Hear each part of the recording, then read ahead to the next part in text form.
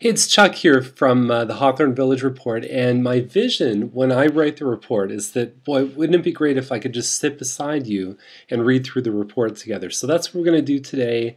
We're going to talk about some other things that have happened. You probably heard in the news there's some new mortgage rules.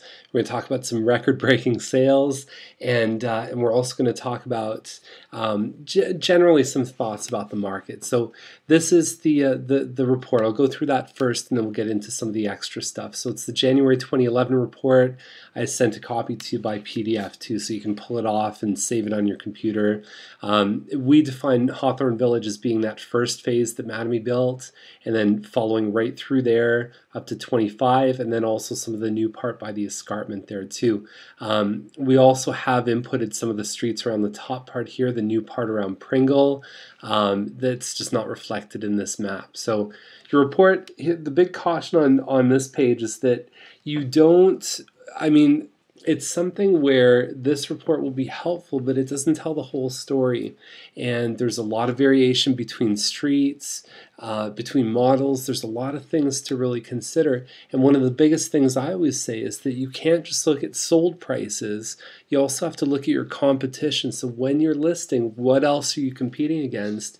And in many ways, that's more of an indication of the value of your house, even than historical sales, because the further away we get and the less exactly like yours the home is, we have to make what we call adjustments. So anyhow, take it with a grain of salt, but there is some valuable information in here. This graph has made and saved people a lot of money. And so it's the average price from 2003 to 2010. And really you can see that there's a bit of a slowdown period between December, January, and also in July, August. And then we see that traditional spring and fall humps. Now what that means is two things. Either more expensive homes are selling in those seasons and pushing the prices up, or they're legitimately are higher sale prices.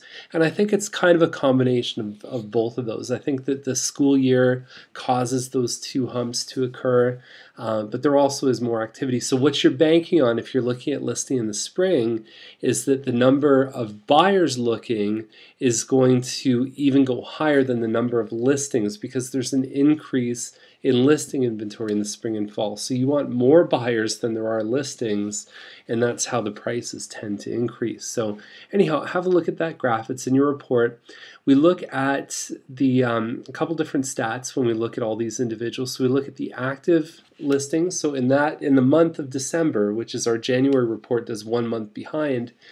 There was, in this case, in December for townhomes, there were 13 active listings and there were 12 sales, and average price, median price. And then we look at, there was 92% of the listings, the townhouses that were out there actually sold, and the average percent of lists was 99%. And then you look at semis and you say, okay, well now we're down to 70%. And then we get into detached homes, higher price range, and we look at about 50%, 58 listings, 29 of them sold. So Milton has always been fueled by the lower price range, and what happens is that people get in, their home is worth 30, 40,000 more, and then they make a jump, they start having kids.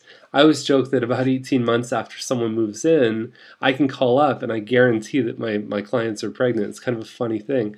And you see 98%, so you're seeing a bit of a lower as a percentage of the list price that they're selling for. So anyhow, something to consider, but we have seen some really neat activity, and we had 2 record breakers happen in November, December. The new price leader right now, I had it at one point for a little while, it's 740. It's 785 or 86,000. That was the record breaker. I think it was 785. It's in the link I sent you for the detached homes, basically on a double-sized lot and a nice looking home to boot. So anyhow, there's some stats in here, and that's really what it comes down to, is the year-to-date stats in Milton said about 1,300 sales on 2,000 listings. So that's 65% of homes. So there's a 2/3 chance that you're going to sell your house, basically, with an average marketing plan, with average pricing, everything else. And there's lots of room for improvement there, especially in the lower price range, because it's not a matter of what you sell for, or sorry, it's not a matter of if you sell, it's what you sell for. And I've shown people how to break records all the time in the lower price ranges, because with the right strategy and the amount of buyer traffic that's there, you can really squeeze, an extra $5, $8, $10,000 from it. It's not hard to do. So it's not hard to do, but you got to figure out the system, and we figured that out. So there's some people in this report that have said some pretty nice things about us, and you can read all about that. And then what's for sale in Hawthorne Village. So there's a list of things, and this list is simply designed just to show you what you're competing against. So you can have a quick look at this. Obviously this changes every day, so it's hard to keep it completely current, but we did this in the second week of January for you. Okay, and then finally there's 3 next steps that you can take, and so that would be, number 1 is a pinpoint price analysis. You can have us give you an idea of what your home would sell for, and usually how I break down pricing is what it would sell for in 30 days, in 60 days, and in 90 days. So obviously the 90-day price is the more aggressive one.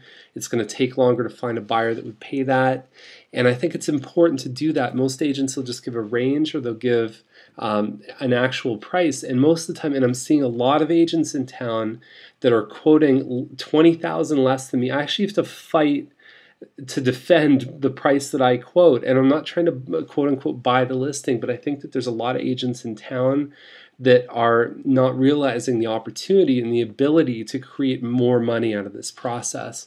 And so the second thing is a room by room review. So we got a 16-page guide. We can bring it over and we can go through the kind of things that really you can do to improve the sale of your home. And so the first thing that I look at is things you shouldn't do. So some people say, should I finish my basement? Should I put a pool in? And usually my answer is no. There's things that are not going to give you any money back, or they're not going to give you a good enough return to do it. The second category is the things that will make the boat go faster, things that will multiply your investment in either time or money. And usually my criteria is it's got to give you at least $3 for every dollar that you spend, preferably $5. And the last thing is the things that you should do that are going to make the sale a lot easier, and you're probably going to break even on those things. Okay, so those are the 3 categories we normally fit things into, and you can pick and choose which you want to do as you get your home ready. And the last thing is our silent market. We've got about 5,400 email addresses, and we communicate with them Monday to Friday. I do a show called Milton Daily Homes, and I can showcase a home on there, and I do it 2 or 3 times a year, and I don't have to put it on the market. I can just sell the home because they generate so much buyer interest. So if any of that stuff's interesting to you, you can call us, you can send us an email. It's all in the report there.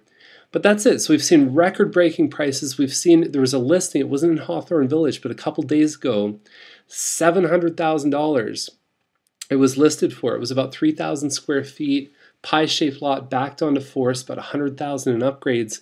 It sold in hours at $700,000. So what we're seeing is if the home is really good in the upper price ranges, there's a high demand for it. Okay, so if it's not as good, it sits there.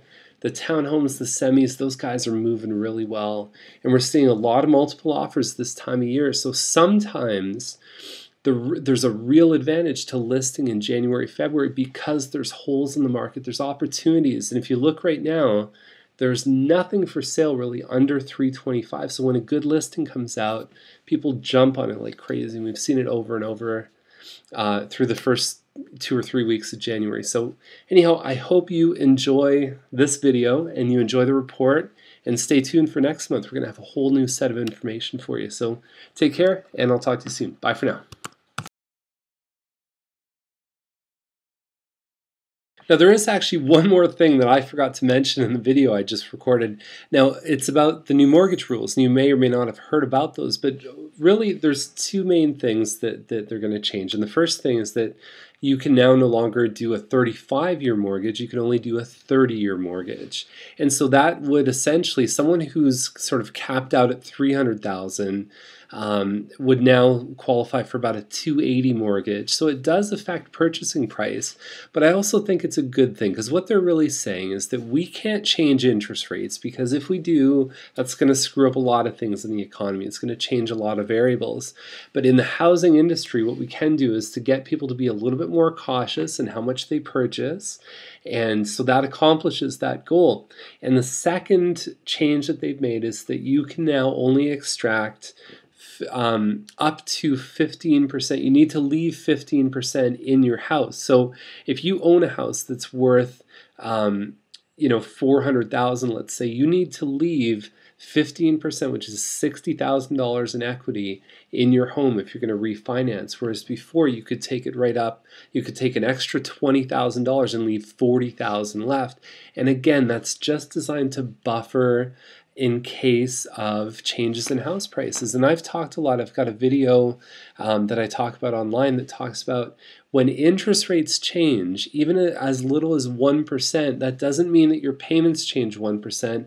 They can change 20%. You can move from 5% to 4%, and your payments will lower a lot. Okay, so I think when interest rates do change, there's a real possibility that house prices are going to decrease. It's only natural because salaries aren't changing. And so really what's important to people is how much per month is allocated out of the total money that's coming in towards my house and to my mortgage and to all the rest of it. So the bottom line is that the government, and CMHC is a branch of that, has really looked at the whole scenario and said, let's just make sure that people remain cautious and we don't fall into the same problems as we had in the US. Now, I don't think we've got a perfect system, but I do applaud them for doing what they did, and I think it was overall a very good thing. So I apologize for not having this in the first part of the video, but that's what's going on with the new rules. And if you have any questions, you can give us a call or you can just reply to the email. So have yourself a great day, and I'll see you next month. Bye for now.